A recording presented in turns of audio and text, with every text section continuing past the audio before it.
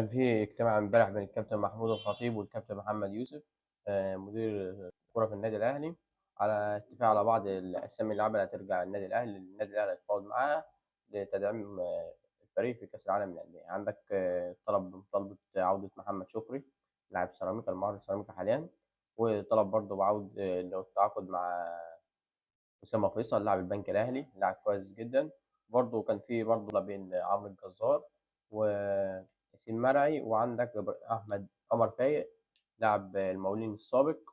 تمام. فبالأخص برضه عمر فايق كان خلص إعارته مع النادي اللي كان معار ليه، ورجع النادي التركي، والنادي التركي أخبره إن هو يبحث حاليا عن النادي الجديد عشان النادي التركي مش محتاجه حاليا.